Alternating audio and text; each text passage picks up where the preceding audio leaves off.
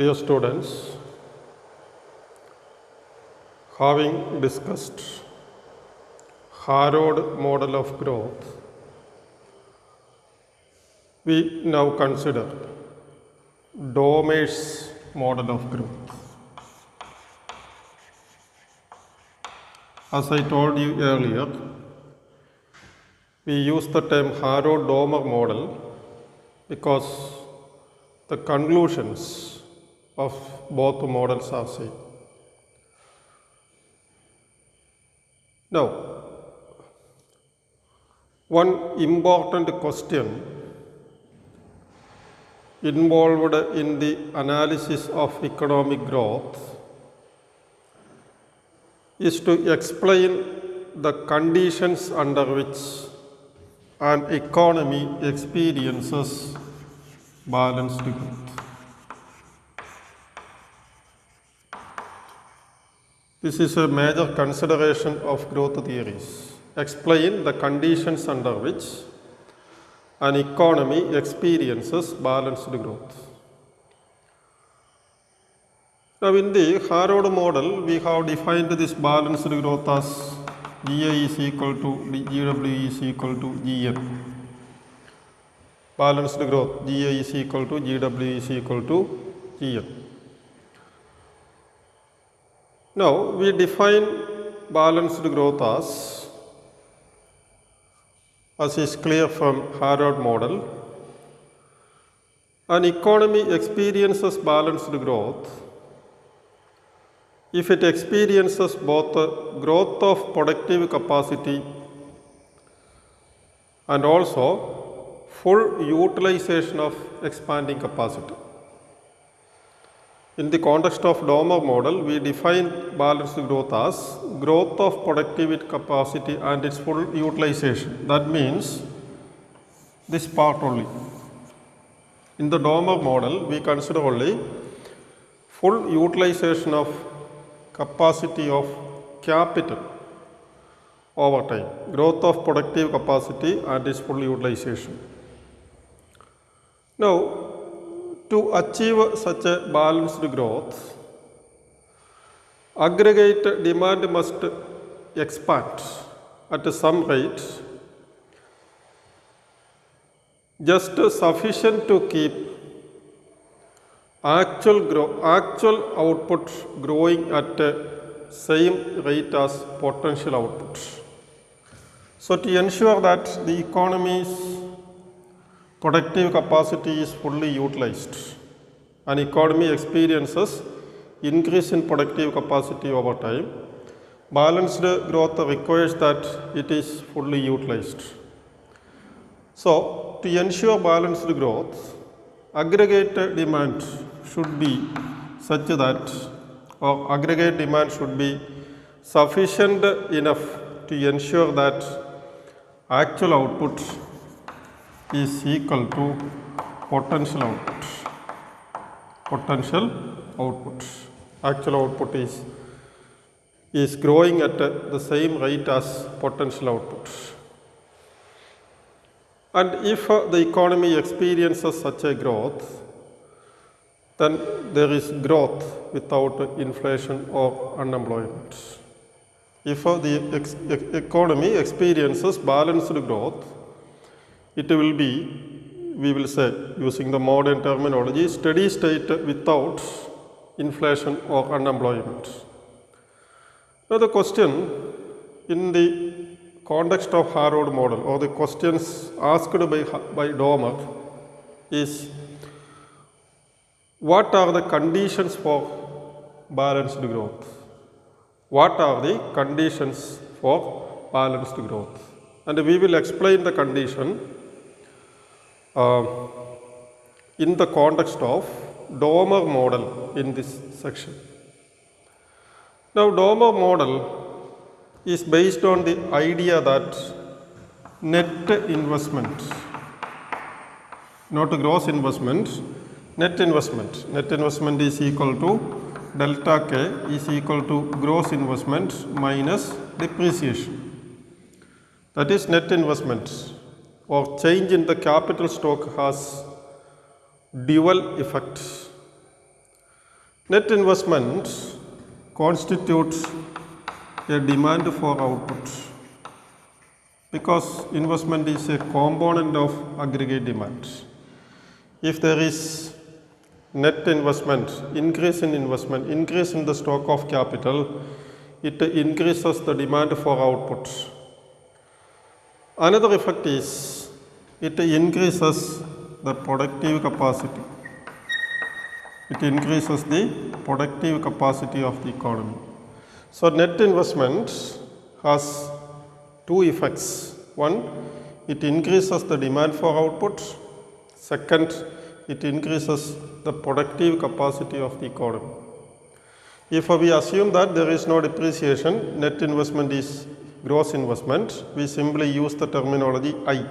Otherwise, delta K is different from I.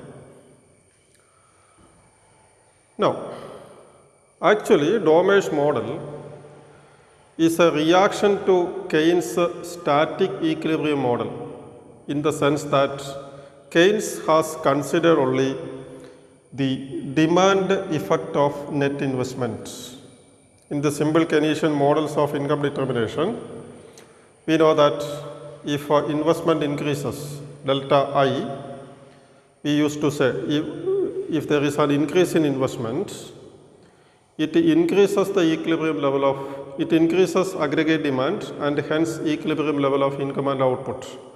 But in the short run Keynesian analysis, the capacity effect is ignored.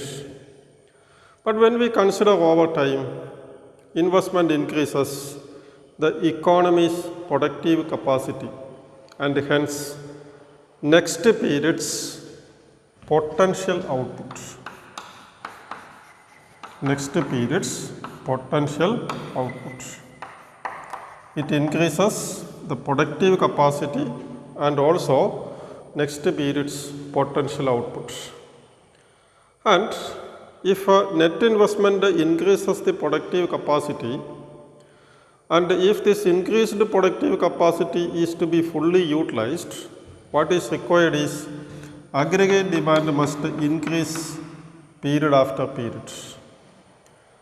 If investment, that is net investment, increase in the stock of capital is taking place in this period, next year's productive capacity or potential output increases.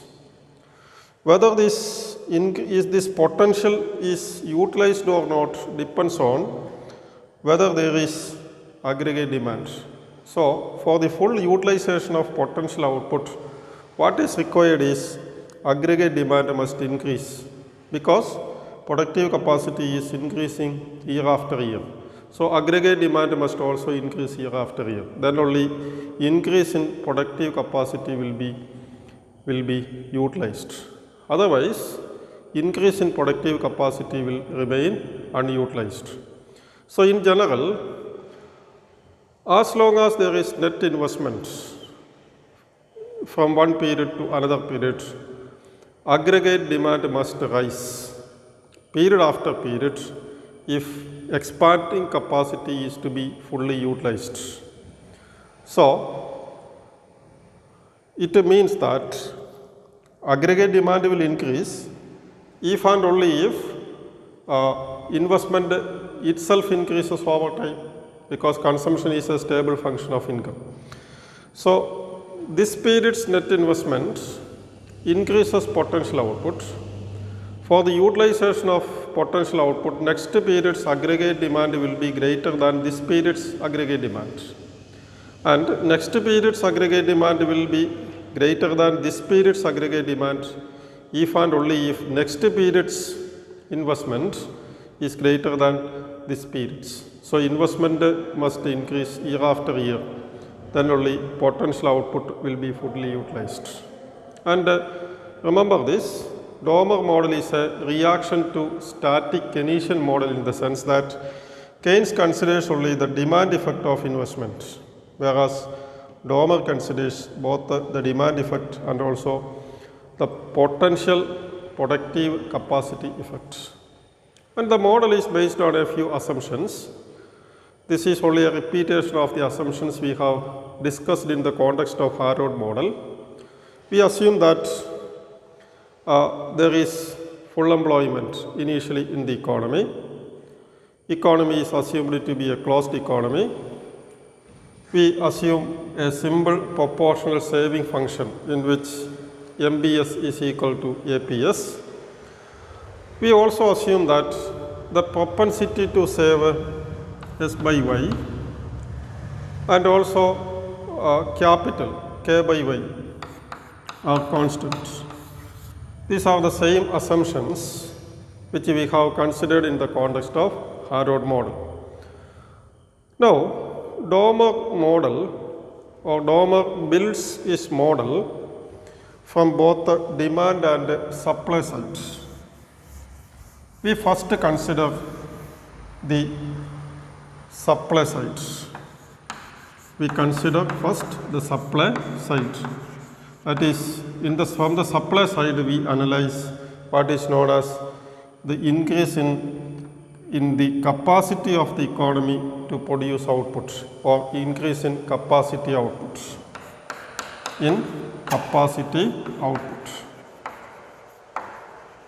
From the supply side, we consider increase in the economy's capacity to produce output. Now, from the supply side, Domer's model involves a simple production function which relates generation of output to capital through a simple K by Y ratio, capital output ratio. A simple production function which relates output to capital through capital output ratio. Now, assuming that, as in the Domer model, fixed proportions production function and constant returns to scale, some amount of capital goods is necessary to produce a certain level of output. If you assume fixed proportions production function, some amount of capital is required to produce some amount of output. This is given as K by Y, capital output ratio or average capital output ratio, ACOR. And delta K by Y, delta K by delta Y is marginal capital output ratio, MCOR. And there is no reason to believe that average capital output ratio is equal to marginal capital output ratio if the technology is changing.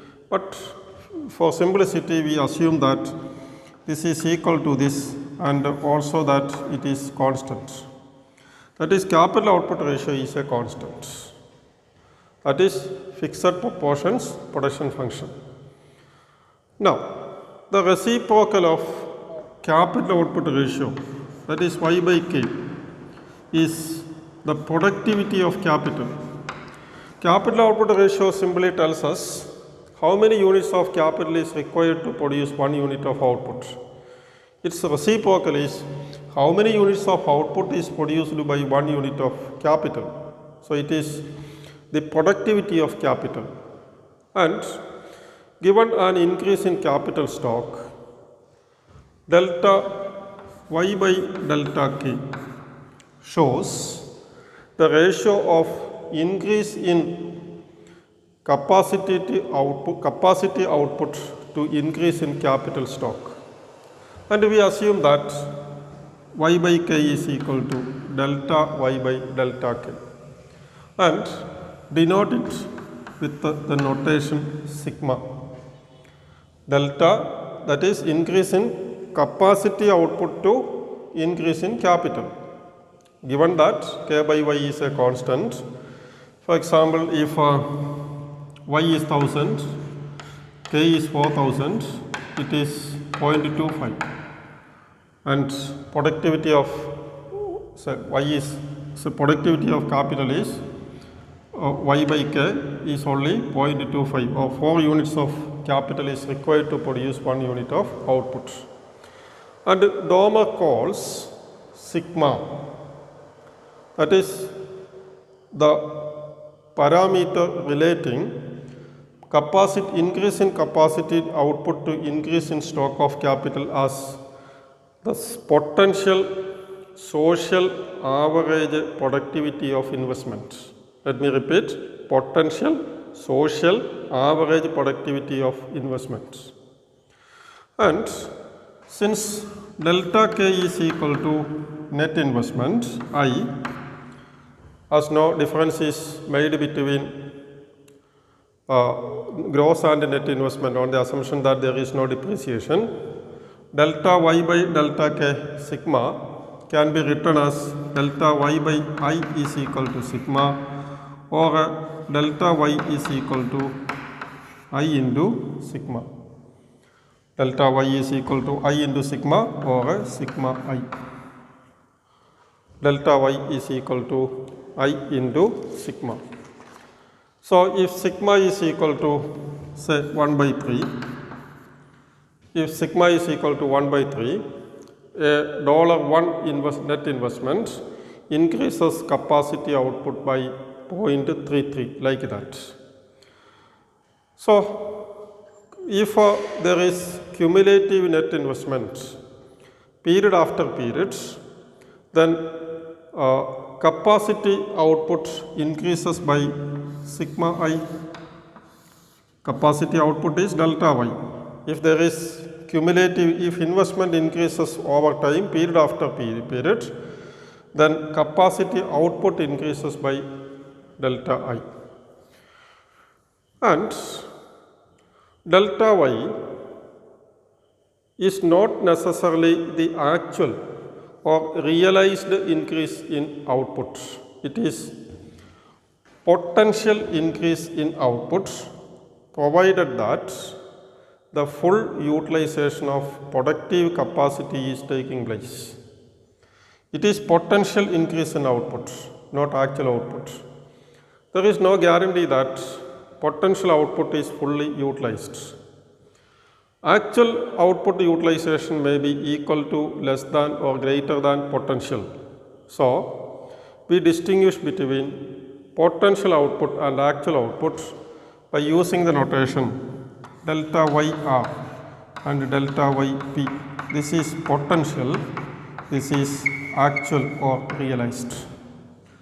So, if net investment is taking place year after year, that is, if addition to the stock of capital is taking place year after year, potential output increases. It is given by sigma I.